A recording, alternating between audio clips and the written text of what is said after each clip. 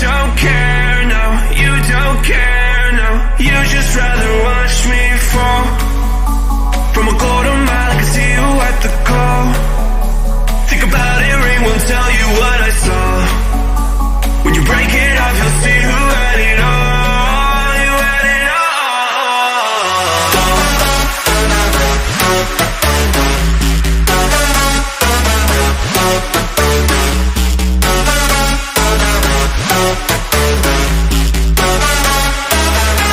You said you wanted to fall into oblivion. Forget about the world we're living in. Fall into oblivion, oblivion, oblivion, oblivion. I'm going in. Fall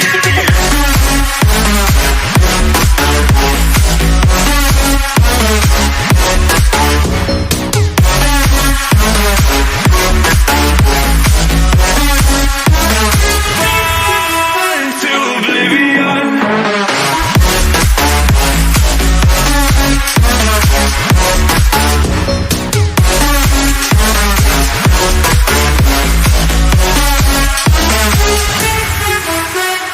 Fall into oblivion. Forget about the world we're living in. Fall into oblivion, oblivion, oblivion, oblivion. I'm going in.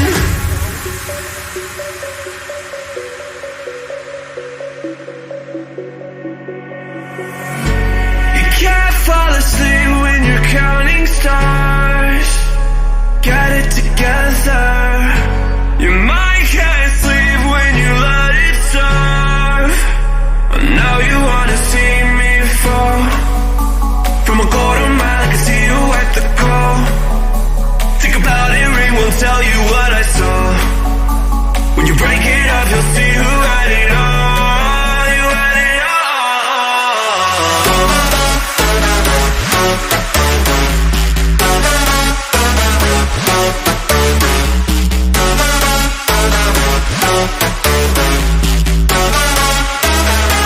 You said you wanted to fall into oblivion.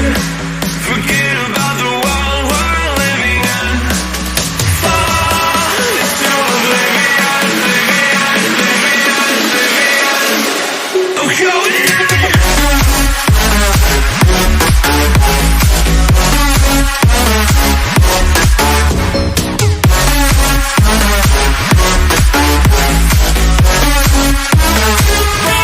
Fall into oblivion.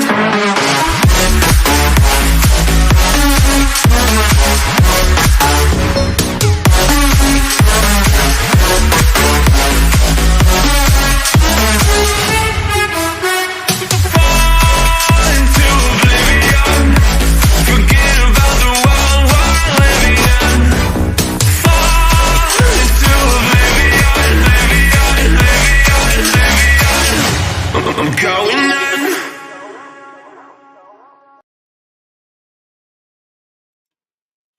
All right, all right, all right. How y'all doing today? Thank you so much. Thank you so much. How are you doing today? By the way, welcome to my channel. My name is 12 Gauge. If you've been here before, welcome back.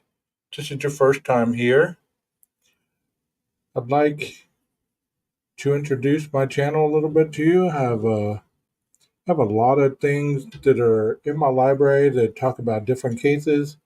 I know I've been talking about drugs and addiction, but that's only a portion of my channel. You know, I talk about true crime. If you join for true crime, um, you know, you come to the right place. I'm going to talk about true crime tonight. I'm going to talk about killing ain't easy, but investigating is an art. The factor X of it, as BTK calls it. But as you can see, I'm rocking my hat. So if you'd like one of these babies, just go into the spring line merchandise that's under my channel and grab you one. Grab you one. That way you too can be sporting the 12 gauge gear. Anyways, if you come in here to chat, please do understand that everything that you say is valid to an extent. If you get out of line, I have some moderators that will eventually come in here, I'm sure, and they will give you a warning. And as long as you keep it classy, we usually don't have a lot of problems.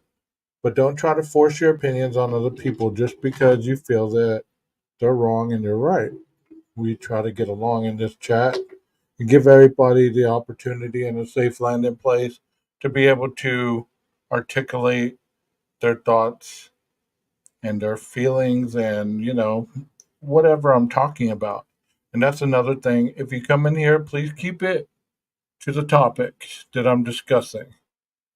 Please do not turn it into the Idaho 4 case, the Sebastian Rogers case, or any of those cases because I'm not discussing those right now. I'm discussing something else.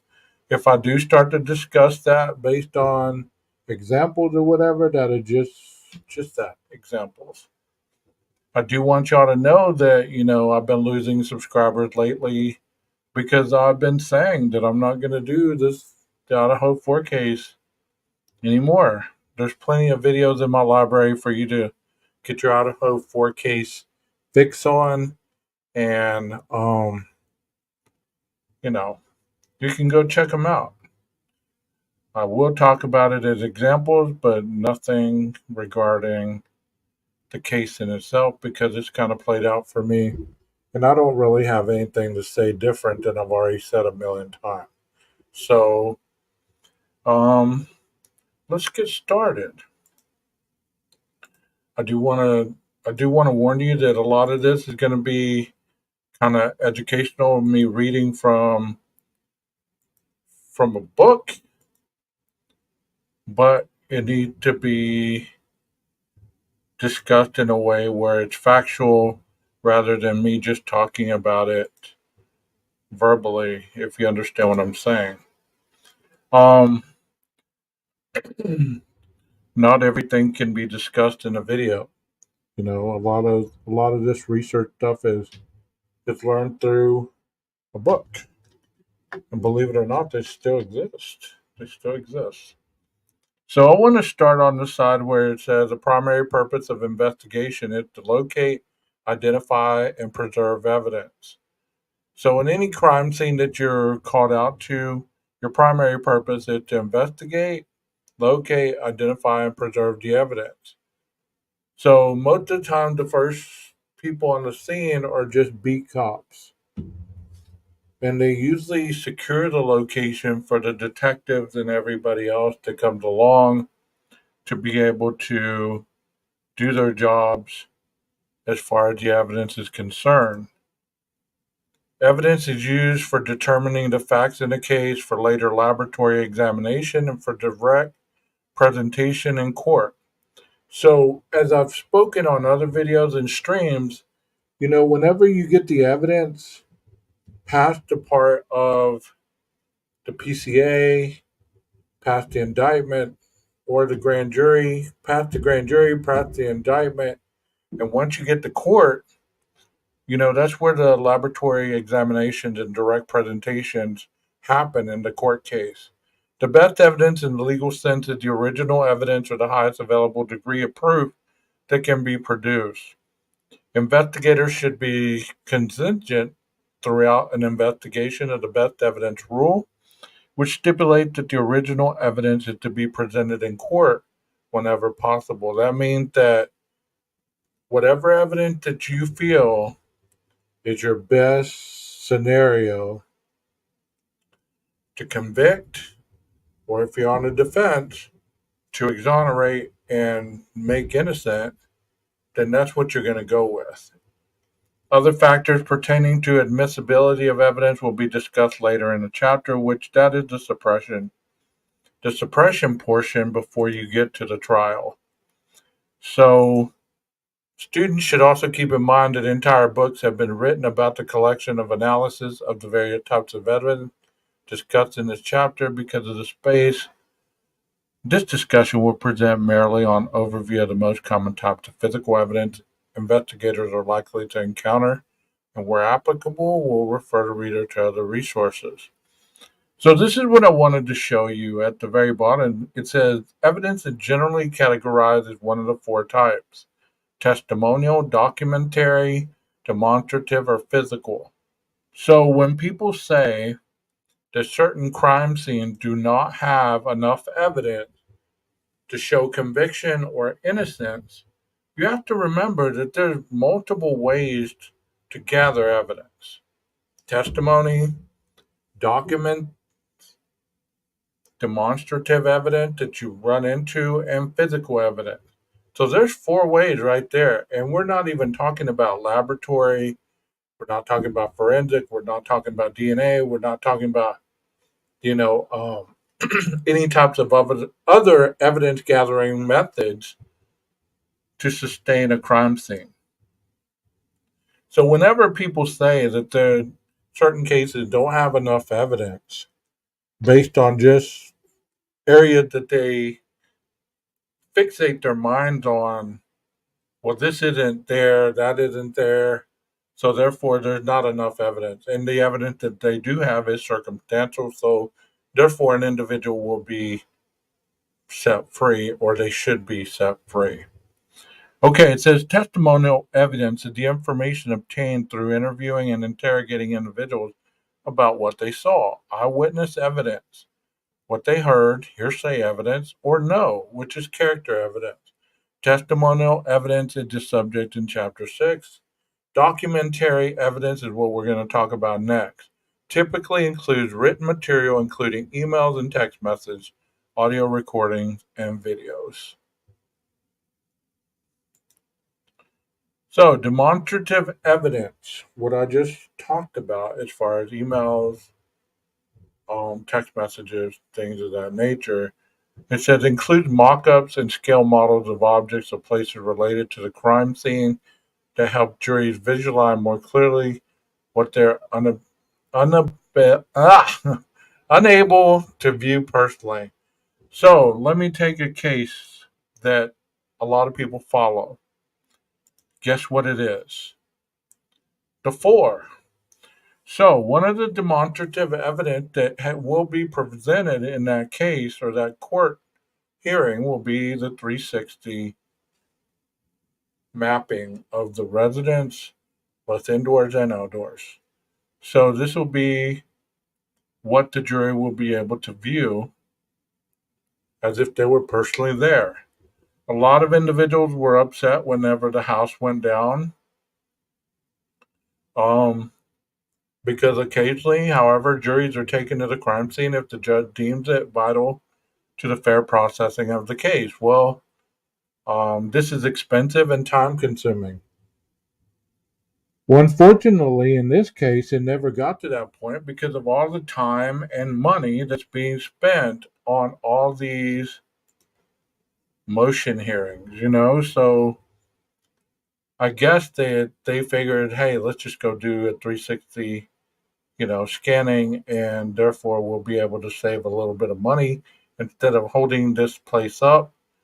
So when the trial does happen, we'll have to bust these people over here, feed them, all this other stuff, which costs money.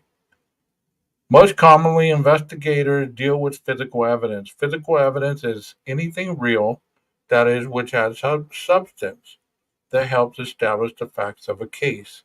It can be seen, touched, smelled, or tasted. It's solid, semi solid, or liquid, and can be large or tiny.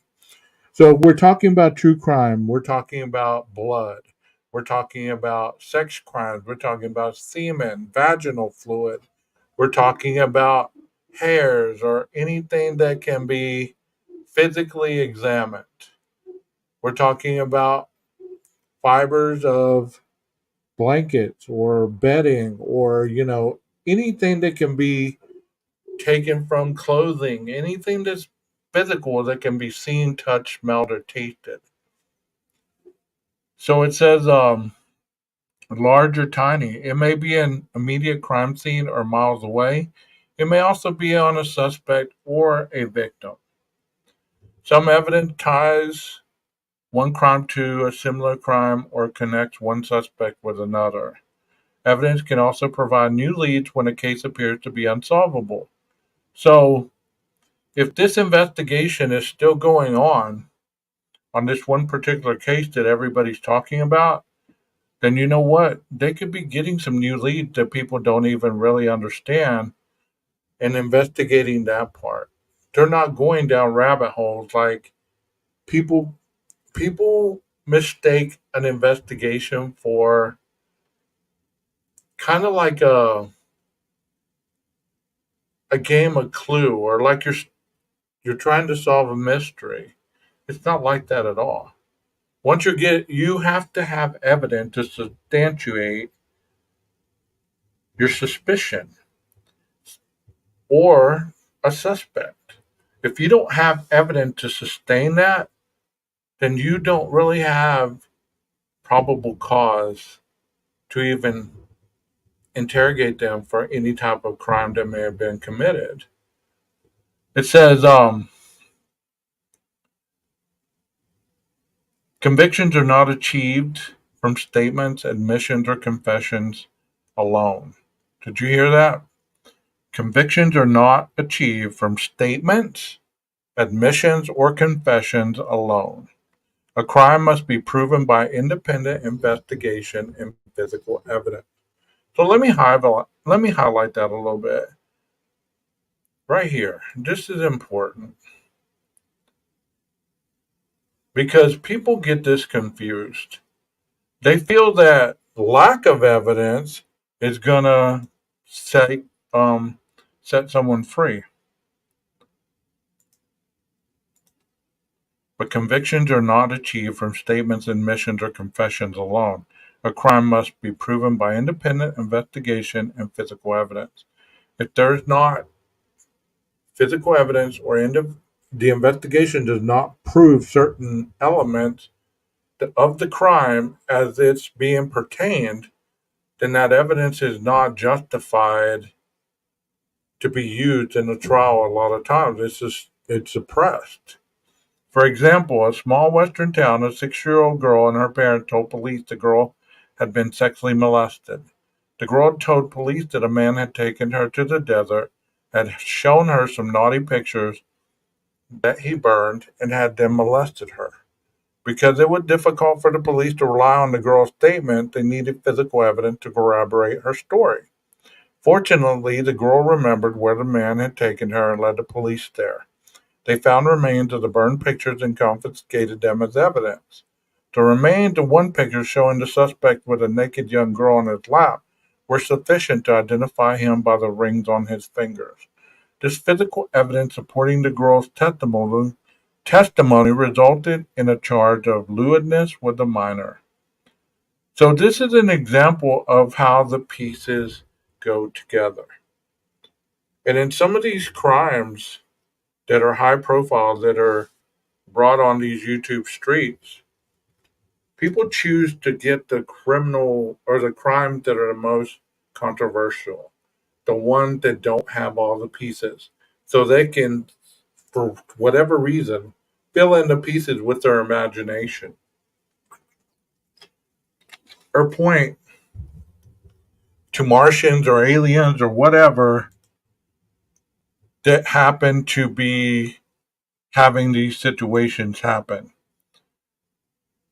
But whenever you're conducting a real crime scene investigation, these things must be present. This is not hearsay. This is not 12 gauge writing this. This is not anything that has to do with my opinion. This is in black and white. So, therefore, people have written this with experience of how to do the process. Otherwise, it wouldn't be classified in this book. There would be nothing but conspiracy. Physical evidence can be classified in different ways. One common classification is direct and indirect evidence. Direct evidence establishes proof of a fact without any other evidence. That means that this direct evidence that I found, like this blood that I found right here, is the victim's blood, without a doubt. without any other evidence collaborating with this blood, this is the blood evidence of the victim. This is direct evidence. Indirect evidence would be merely tend to incriminate a person. For instance, a suspect's footprints found at the crime scene. And what have we heard? One latent print outside one of the surviving roommate's door. So this would be indirect evidence. This is incriminating evidence because we could say, okay, well, there was blood that was mixed together of the victims and of the perpetrator. And then we have the latent shoe print, which is indirect evidence that ties the person who did this crime because of their blood.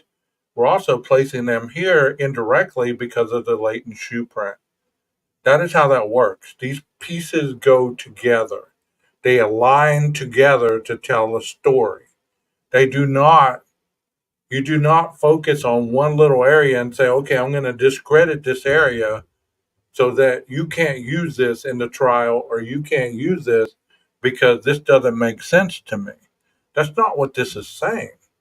This is saying you take it as face value. You don't try to put your own interpretation of what you're seeing because otherwise there would be tunnel vision in trying to catch a killer. There would be tunnel vision. The cops would be like, okay, I know who did this. This looks like so and so's boot print. It's indirect. I saw him walking around the scene, so therefore he must have done it. And let's prove everything to substantiate my thought. That's not an investigation. Okay, let's continue on. Although the footprints do not directly prove the suspect committed the crime at issue, the prints do place the suspect at the scene of the crime. If the suspect states that he or she was never at the scene, that statement will prove to be untrue because, based on the indirect evidence, this helps build a case against the suspect and contribute to the conviction based on circumstantial evidence. Indirect evidence is also called circumstantial evidence. So, whenever you hear people say, well, there's not enough evidence, it's all circumstantial. Okay. And I agree, there is a lot of circumstantial evidence in that one case, the four. But you know what? There's a lot of direct evidence as well. You just have to understand the difference because you can't just pick out certain pieces and say, this doesn't match because of this, because of that, so therefore the rest of it is trash. Or there's not enough evidence in the PCA to convict them. Well, guess what, guys? The PCA is not written to convict anybody, it's to arrest somebody with probable cause. That's all it's for. And from there, we go into either a preliminary hearing to see if the evidence that's been presented before the judge is enough to indict the individual. But they skipped that part. They went straight to the grand jury. The grand jury investigated it, and they all agreed, more than none, to indict the individual, and that's where we are in the four case. So, evidence from which inferences are drawn. A popular myth is circumstantial evidence will not stand alone without other facts to support it. However, indirect evidence combined with suspect interviews and testimonial evidence can often lead to conviction. Did you see that right there? People have a misunderstanding of the law. They have a misunderstanding of how these things work. So, indirect evidence, which what we said is circumstantial, so that could have been the latent shoe print, that could have been the trace DNA on the knife sheath, combined with the suspect interviews and testimonial evidence, which would have been DM's testimony, can often lead to a conviction. So for people that are hell bent to say that there's not enough evidence, I'm not trying to challenge you. I'm not. I'm challenging myth and rumor, and I'm pointing out the obvious based on facts. This is factual. It has been researched and there's a citation to it. So that means that every time somebody uses it, it's been fact checked. It's not written by Google. It's not written by Wikipedia. It's not written by other students. It's written by professionals that have proven these methods throughout time as these procedures date into the law practices that go on in the criminal justice system. Extremely small items such as hair fibers are a subset of direct evidence called trace evidence. Evidence established by law is called prima facie evidence. For example, 0.8% ethanol in the blood is direct or prima facie evidence of intoxication in some states. Basically, that means that if you are 0.8%, if you have that much in your blood system, you're intoxicated in some states. So that is the evidence. Associative evidence links a suspect with a crime. Associative evidence includes fingerprints, footprints, blood stains, hairs, and fibers. We have not been told in that one case about any associative evidence. None. This associative evidence, we have not been told about fingerprints, footprints, blood stains, hairs, or fibers. None of that. So you sit there and you cry at the top of your lungs. There's not enough evidence. There's not enough evidence. It's all circumstantial. Have you been paying attention in the last however many minutes I've been talking? 27 minutes? If you want to use your lingo, this is a boom. Because this is the real deal right here. Corpus delicti evidence establishes that a crime has been committed. Contrary to popular belief, the corpus delicti, body of the crime, in a murder case is not the dead body, but the fact that the death resulted from a criminal act. So that's what that means, is there was a criminal act committed that resulted in a death in a murder case, okay? Corpus delicti evidence support the elements of the crime. Prime marks on an entry door, that one crime that we talk about, there was no forced entry, we've been told, or corpus delicti evidence in a burglary. So, how did he get first degree burglary? Because the commission of the crime resulted from him breaking and entering. Whoever the hell it was, or the group of whoever it was, walked into there through the slider to commit the crime. The fact that they walked through the slider was B&E. They committed the crime, therefore that is the body of the crime. I hope this is making sense. If y'all can put a number 1 in the chat, if you're understanding how I'm breaking this down, if it's making sense to you, and put a number 2 if it's not making sense, because I have a follow-up live scheduled for this if this doesn't make sense for people. Probative evidence is vital in the investigation and prosecution of a case, tending to prove or actually proving guilt or innocence. Also of extreme importance to the investigator is exculpatory evidence, discussed in Chapter 1, which is physical evidence that clears one of blame. For example, having a blood type different from the blood found at a murder scene. So, we've been told an individual had exculpatory evidence pertaining only to that person. Whether that was true or whether that was not, this says it's physical evidence that clears one of blame. Physical. So people have been stating, well, could it have been the testimonies being different? Could it have been, she heard something, she saw something? Well, we just discussed what physical evidence was, right? So physical evidence has nothing to do with seeing or hearing. It has everything to do with physical. So if that person has physical evidence to exonerate this person, what would that physical evidence be? And I know you put a lot of emphasis on certain creators because they have experienced criminal acts and things of that nature. And I'm not putting anybody out there like that because there's a lot of people that have been shown to have criminal backgrounds.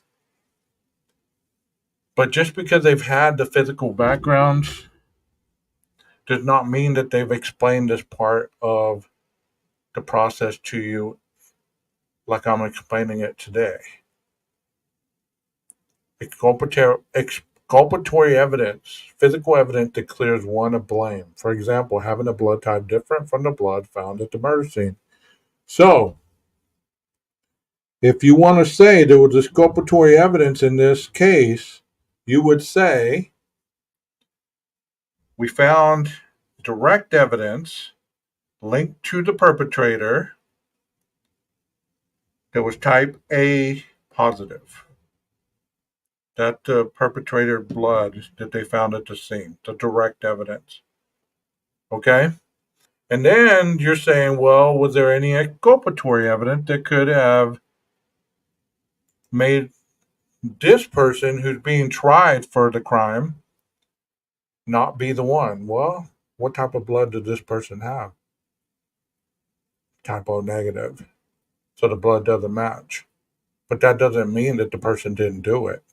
It just means that exculpatory evidence would not fly in that trial.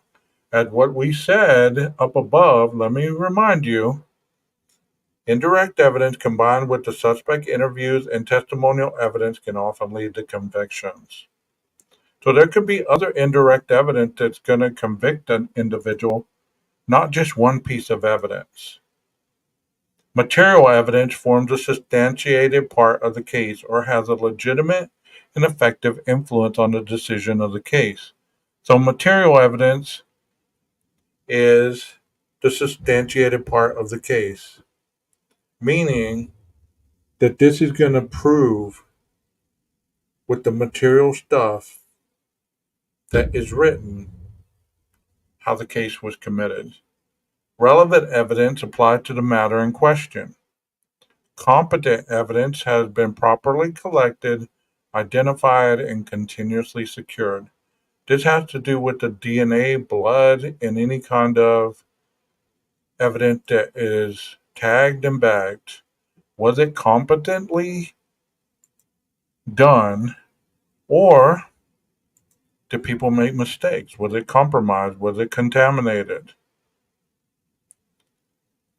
The point that I hope that you're getting from this is that you just don't tear apart a crime scene based on the evidence that you feel is going to be used to convict or exonerate an individual. That is not how investigations are done. That's how they're done on YouTube. You have countless people every day picking out bits and pieces and showing you videos and images and all this other stuff to show you that this is part of the crime and this is going to set the person free. No, that's not how it works. That is not how it works. I just showed you how it works. Now we're going to dig a little deeper. So, are y'all good as far as the understanding of what I'm talking about? Is there anybody in here? If you're not in here, hopefully you'll be in here on a replay. By the way, those of you that came in late, check out the 12 gauge hat. This is one of them in the merchandise area. If you like it, get yourself one. Crime scene investigators. A crime scene investigator, CSI, is a specialist in an organized scientific collection and processing of evidence. A CSI develops, processes, and packages all physical evidence found at the crime scene and transports it to the lab for forensic evaluation, attends and documents autopsies, and writes reports and testifies in court about the evidence. So a CSI specialist, this would be any of those people that were wearing the white suits that had the mask on, any of those people that were documenting the tire track impressions on the outside, that were dusting for prints, processing and packaging any kind of blood evidence that was found, any fibers, any kind of hairs you may have found, any kind of anything that, that you're finding for physical evidence. These are the individuals that develop, process, and package all the physical evidence found in the crime scene. They transport it to the lab. And they transport it to the lab with what is called the chain of custody. And the chain of custody is signed off by every person who touches this piece of evidence. So on the brown bag, there's lines where people sign and date it and time it and put their initials. And everybody that comes in contact with this evidence does the same thing. That way, there's no contamination.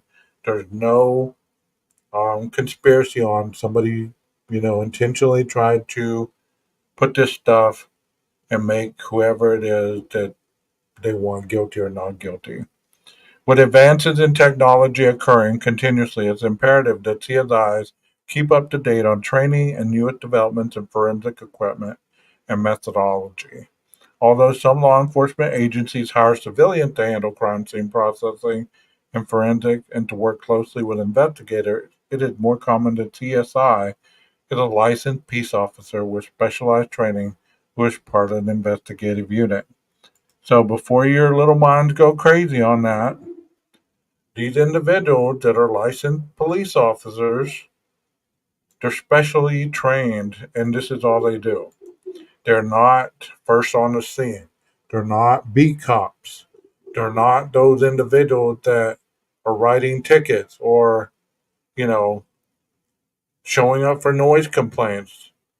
These are not those types of police officers. These are specially trained and they're part of an investigative unit. So they all go in together once they're called to the scene and it's their turn to process it. So the public has become familiar with how CSIs operate through the popular television season, CSI Crime Scene Investigation.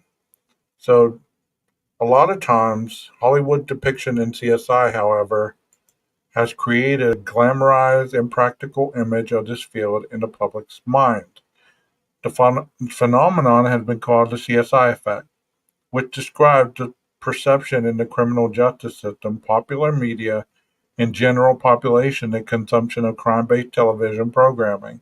Focusing on the forensic sciences has created a juror bias toward the requirement of forensic evidence at trial to justify conviction. What that basically says is if you don't have forensics in the minds of people, whether it be DNA, whether it be something of that nature, most people they state that the person is innocent because you don't have enough forensic to convict. So this is called the CSI effect. And many times this is more prevalent than not. Look at it on the YouTube streets. Look how many people want to convict or exonerate based on the forensic crime based television programming they've learned. So it says, in turn, these unreasonable expectations by the jurors increase the burden of proof faced by prosecutors and increase the chance of an acquittal, allowing guilty defendants to go free in the absence of overwhelmingly supportive forensic evidence. So let me break this little piece down for you. So let's say in a case that we're talking about right now, people have been having in their mind these pieces of evidence, okay? DNA on the knife sheath, eyewitness suspect testimony. Whether you believe it or whether you don't, I'm just stating what's in the PCA, the car, the vehicle. However many times the phone pinged near or around the residence. So if people are merely just looking at that, they're going to see, okay, they had DNA. They hear about DNA. So they're going to say automatically guilty. So it's going to be difficult when you're finding a jury and they're going to ask, is there any DNA? They're going to wait. They're going to wait to hear, is there DNA? Is there any kind of blood or any kind of fibers that collaborate to the guilt of this person? I mean, hell, people are already all over there's no blood, physical evidence, or any DNA found in the car, so automatically people are saying, okay, that's it, he's innocent. Well, look right here, it says the myth. Most crimes are solved with DNA evidence. The fact. Most crimes are not solved at all. And of those that are, only a small percentage are solved through DNA. I don't know what to tell you on that, but that's what that reads. And I hope you can see it because that's what myth and fact, that's reality. But most people will watch this or they won't. And they'll still have their own beliefs because they'll believe that I'm one way or the other. And I've told you that I'm not. This blurring of reality and fiction, the CSI effect, was the topic of a study published in the National Institute of Justice journal, in which 1,000 jurors were surveyed about their expectations regarding forensic evidence before the participation in the trial. 46% expected to see some kind of scientific evidence in every criminal case. 46%. 22% expected to see DNA evidence in every criminal case. 36% expected to see fingerprint evidence in every criminal case. 32% expected to see ballistic or other firearms laboratory evidence in every criminal case. Those are some huge numbers, guys.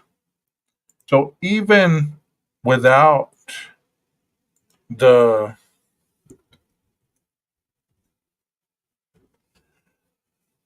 ballots and everything that's been mailed out and everything that they're fighting and all this other stuff, there's people that already have this mentality even before the trial has gone on. Because in their mind, they're expecting to see some kind of scientific evidence. This doesn't say in some, this is in every criminal case. So that's huge. 22% expect to see DNA evidence in every criminal case. So what does this case have that we talk about almost every freaking day? It has scientific evidence, right? It has 22% of DNA evidence, right? At least, because we have trace evidence. And I'm sure it's going to have some kind of fingerprint evidence. And we've been told that there's not any firearms that were done in this case, so 32% are going to be out of luck. These are some high numbers. So if they automatically hear this and the prosecution's able to present a story where this is the most important part, probably they're going to convict based on this is what people want to see and hear. So if you're thinking the cast reports or you're thinking all these other things, the Banfield, all this, the Linda Lane footage, all this other stuff, that's not any of this. You can make it in your mind. You can make it on videos. You can zoom in. You can zoom out. You can put nice little colors. You can put whatever you want. And you can say, you see that? You see it? It doesn't make it true. And probably more often than not, it's not even going to make the case in the trial. So this right here, guys, is huge. This is huge. This portion right here is huge because these are studies that are done on jurors or potential jurors. 1,000 jurors. That's a lot. Of those 1,000 jurors, this was their percentages. So you're telling me that what YouTubers think and believe and how they pump the narratives every day, that they really have an effect on this? Saying there's no scientific evidence whenever you've already been told there's scientific evidence. And God forbid if the state is able to pull out forensic and laboratory results that contradict anything that you've seen or heard, these jurors are going to go crazy because you're feeding them exactly what they're looking for. And God forbid the DNA IgG stuff get pulled out and it's not suppressed or even used. Because all of a sudden you'll be like, okay, well, there was DNA on the knife sheath. And I'm sure there's going to be fingerprints. Just because you haven't heard about them, they said none of that was found in the car. They didn't say that wasn't found in the house. People only hear what they want to hear, bro. They only hear what they want to hear. They say it wasn't found in the car. Just because they didn't tell you it was found in the house does not mean it wasn't found in the house. Says the survey found that all categories of evidence, CSI viewers had higher expectation for scientific evidence than did non-viewers. So hopefully they're going to be looking for people that don't watch crime shows. And you know how hard that is to find? Pretty damn hard. Fortunately, these expectations were not shown to translate into an actual prerequisite of jurors in finding defendants guilty. In other words, while the expectations were high, the demand that such evidence be presented in order to convict or acquit was not observed, leading researchers to relabel this phenomenon the CSI myth. In fact, several follow-up studies have bolstered this conclusion, finding support for the argument that if a CSI effect exists at all, it's likely negligible. Results of another study found that for those jurors who may have been under the influence of a limited CSI effect coming into trial, those biases were attenuated during actual deliberation, meaning that if they had those kind of beliefs going into the trial, the defense was able to create an alternate story that debunked all that. And that was enough for them to get out of their illusion.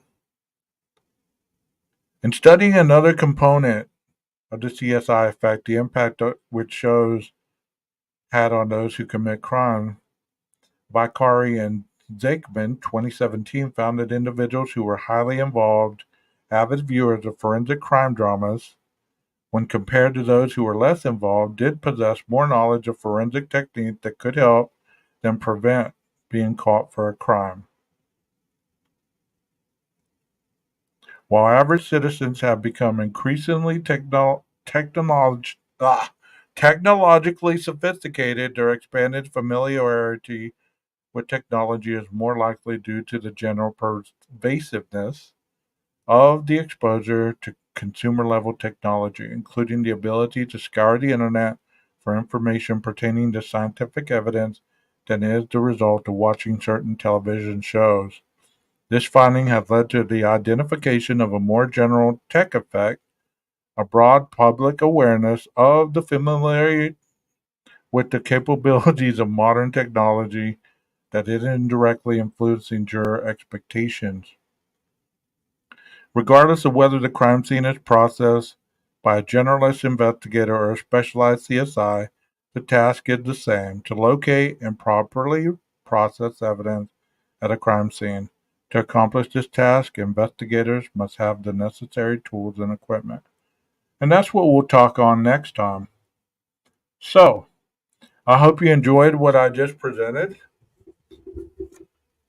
I hope you enjoyed how I broke it down because people want you to believe that they're knowledgeable based on what they've heard from other people, what they've read, what they've seen in a video, how they've interpreted experts on their channel.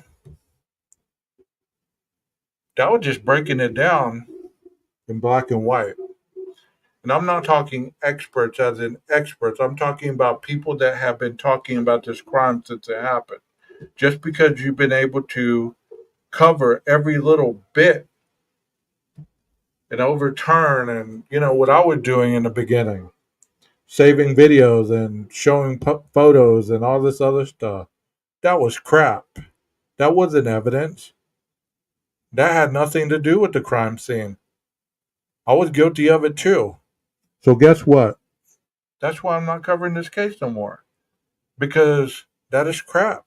It's misleading and it's not something I should have been doing. But you know what? You get caught up in the status quo, you follow the masses, and guess what happens? You become just like something that you said you would never be. And that's what happened to me. No more. I'm going back to the basics, bro. Going back to the basics. Even if nobody watches us, I know that eventually somebody will watch it because it is reality and it is factual. And that's all that matters to me. If you watch this on replay, I hope you enjoyed it. I hope you got something out of it. Watch it more than once because it's hard to understand just watching it one time or hearing it one time because it's very, very educational. I like the hat. It's kind of basic, right? The other one's cooler because it has, like underneath here, it has like bullet holes. And on the side right here, it has, well, let me show you. Under here, it has like bullet holes. Over here, it says 12 gauge in black and white. And there's different sizes. I think this one's a small or something because it's too small for my head. Gonna end up giving it to somebody. So that's all I got for you tonight. I hope you enjoyed it. Tune in tomorrow. I have another live coming up. And it is also on true crime. So I'm going to be refocusing my energy on the understanding of the real true crime. And I know this blood on the concrete right here. If you can't see that and think that you're triggered, then what do you watch? You're not watching true crime. This is true crime right here. This is what it really looks like. When there's blood on a road and it's smeared, that's what it looks like until it coagulates and it gets a rusty brown type of texture right here. So, anyways, I didn't notice a lot of people, but if you watch this later on, hit the like button if you enjoyed it. Hit the dislike button if you didn't. Until next time, guys, I'll see you around. Maestro, cue that music. Let's do this.